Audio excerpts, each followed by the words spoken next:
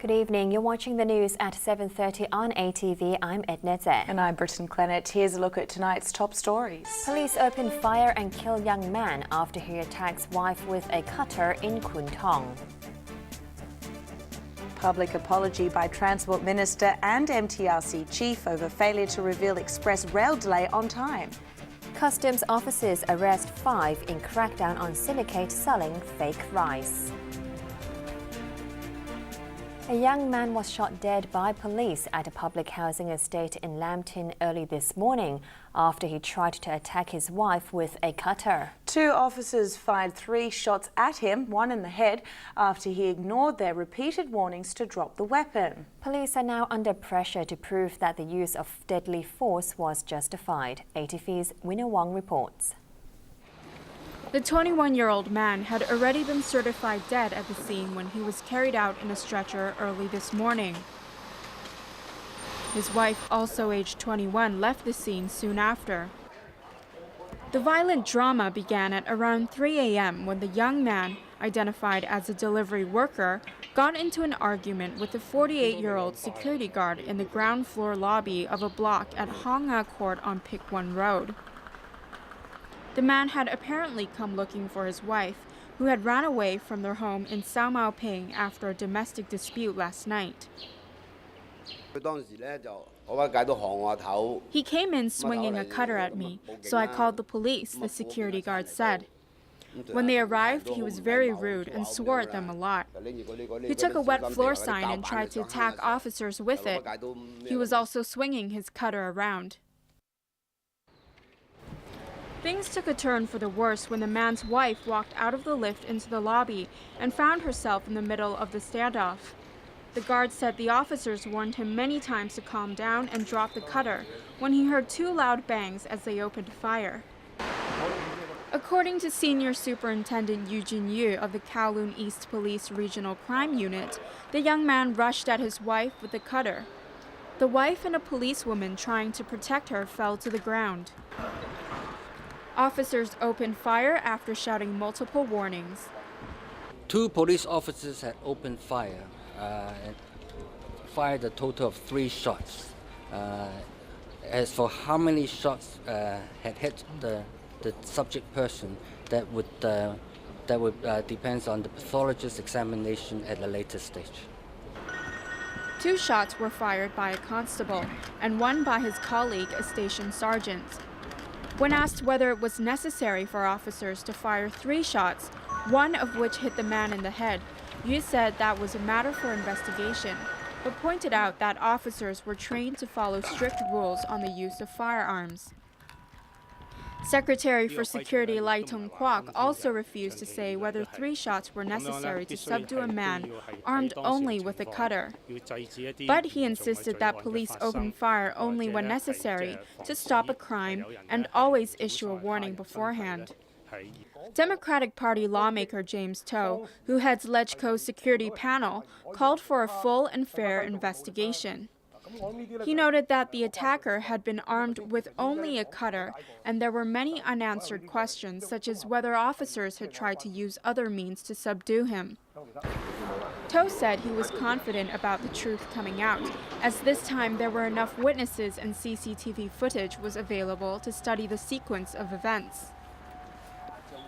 The last time local police opened fire in the line of duty was on the night of 28th March.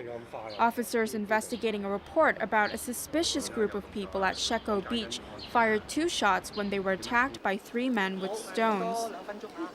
The last fatal shooting was back in January 2009, when a homeless Nepalese man living out in the open on a hillside was shot in the head by a police officer investigating a nuisance complaint. The shooting sparked outrage among Hong Kong's Nepalese community, who saw it as a case of racism and the use of excessive force by police against a man who was not carrying a lethal weapon. But the courts ruled that it was a lawful killing. Winner Wong, ATV News. The Transport Minister and the head of the MTRC have publicly apologised and taken full responsibility for failing to reveal on time that the high-speed rail link to Guangzhou would be delayed for 2 years. But the two of them refused to say if they would resign over the fiasco as lawmakers demanded they step down. MTRC executives and transport officials were in the hot seat this afternoon as lawmakers grilled them on the 2-year delay that has hit the express rail link, also known as the XRL, to Guangzhou. Facing the music for the first time on camera was the railway firm's top boss. I want to apologize. We did not do a good job in communicating with you or with the public about XRL. There are no excuses. We understand our responsibilities for this public project, and we let you down. Wilder explained that the MTRC had tried to explore different solutions to get the project back on track, and it wasn't until last month that it decided completing the project in 2015 was not possible. We didn't want to let the public down, and regrettably it led us to wait too long in communicating. As CEO, I take responsibility for that in the same way that I take responsibility for everything that happened. But that wasn't enough for lawmakers who wanted to know whether he would resign. Do you admit or agree that there's an integrity issue on your part? And what do you plan to do? I do not. I have apologized for the confusion and the misunderstanding that we've caused by not keeping members in the community informed of the delays. I do believe that this has been a very complex project. I don't think that the question has been the project management and the management of MTR toward the project. Transport Secretary Anthony Zheng made a public apology as well today, saying he would take full responsibility and accept any criticism coming his way. But like Wilder, he evaded repeated questions as to whether he would resign under the accountability system. Zheng has been accused of a cover-up for claiming that he was shocked and dismayed to find out last month that the rail link would be delayed, even though an MTRC progress report had informed him of problems back in November. The Transport Minister explained again today that he was assured by MTRC executives they would get the project back on track, and he had to give them the benefit of the doubt. He admitted that he had been too trusting and should have made everything public back then. The Law Society unveiled its proposals for democratic reform today, but we won't be reporting it because of the attitude on display during the press conference. Instead, we want to make a point here and show you how increasingly difficult it is these days for English news gathering in Hong Kong, our so-called world city.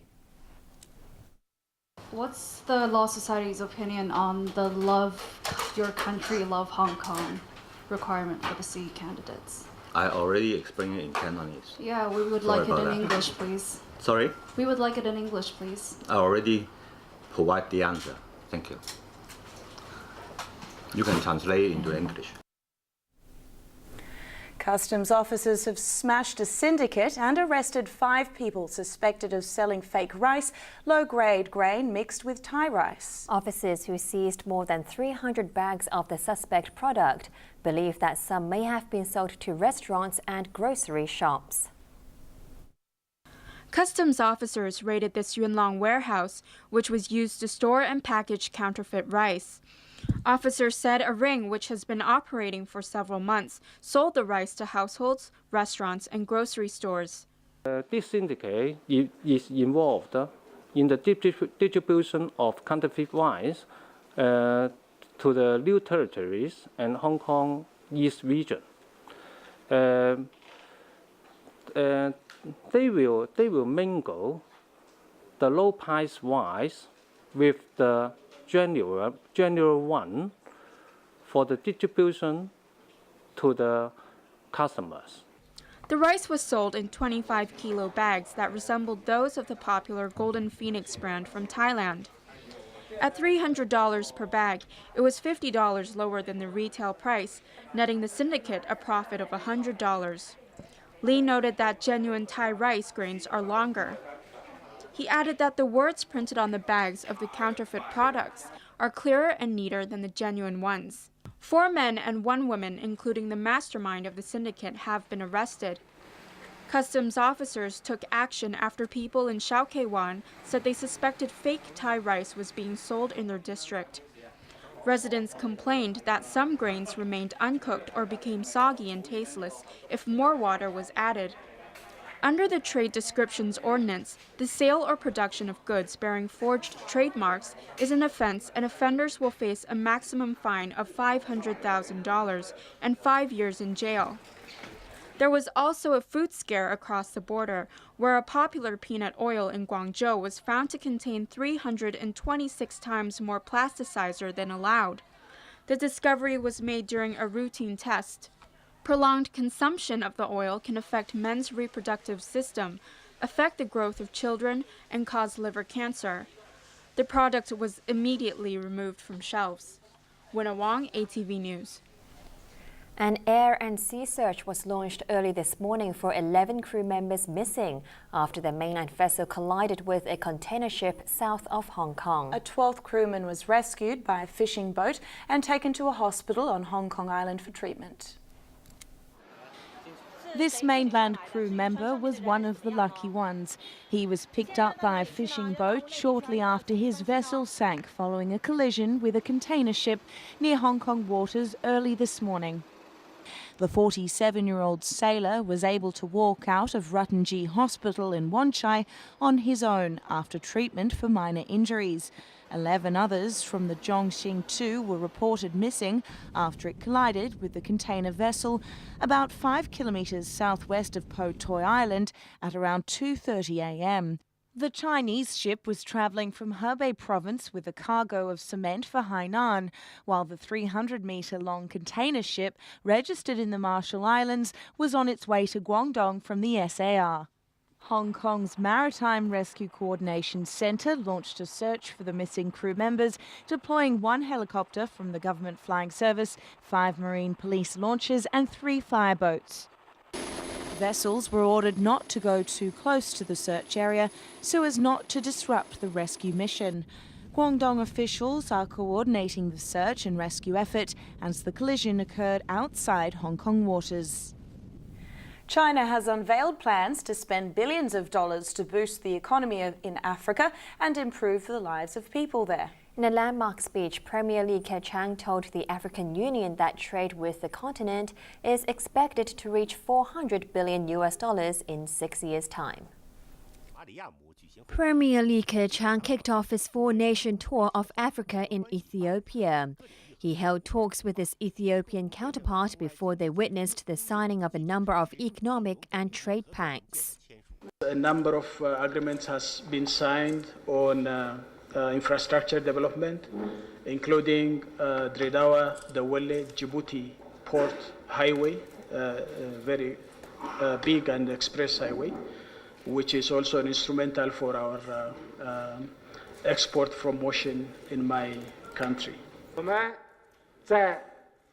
For his part, Li said the cooperation agreements were part of efforts to improve the lives of people in Ethiopia. The premier went further when he outlined Beijing's policy towards the continent. In an address at the headquarters of the African Union in the Ethiopian capital, Li dwelt on boosting the quality of life for Africans. He proposed to increase credit lines to African countries by $10 billion, raise a development fund for the continent by up to $5 billion, and share technological advances with the Africans. Li expressed the hope that China will be able to help connect all African capitals with a high-speed railway network. All the initiatives, Li said, will benefit all Africans, many of whom are struggling to survive. China's charm offensive is also aimed at countering Western claims that Beijing is milking Africa of its natural resources while doing little to help ordinary people. Li's tour comes with a personal touch.